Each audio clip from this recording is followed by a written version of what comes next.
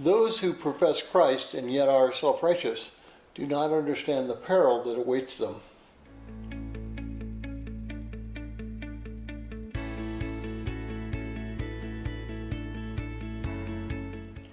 Well, if you're joining us in reading through this 60-day reading plan, today's reading is 2 Peter chapter 2, verses 5 through 11.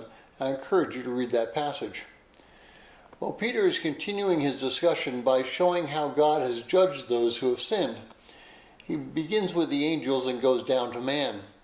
But he saves his harshest judgment for those who are self-righteous and egotistical. Well, pride is a terrible thing. It fools you into thinking that you're being okay or you're doing okay, and when in reality you're drowning. I remember the story about how to cook a frog. If you place a frog in cold water and then slowly heat it up, the frog will not realize that he's about to be cooked, and it will remain in the water until it slowly boils to death. Those who are prideful face the exact same fate in the exact same way. When someone first comes to Christ and is first genuinely repentant, he or she knows the full extent of their sin and what it took for Christ to rescue them. Many times they experience tears and complete humiliation.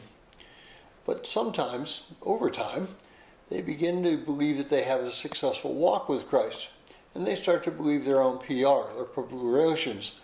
They begin to say that they are not so bad, that their lives are consistent with a walk with Christ. And then they become even bolder. They start to say things like they can demand things from God. And finally, it culminates with their claiming that they can demand that angels do what they say. It might even go so far as to say that they demand God to provide for their egotistical physical wants. They've gone from a state of humility to a state of irrational self-love.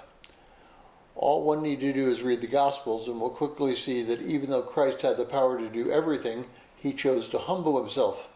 He chose to live with no home, no place to lay his head, no supercharged chariot, if you will. And yet, we pride ourselves on our humility as we live in putrid pride and opulence. It's time to repent.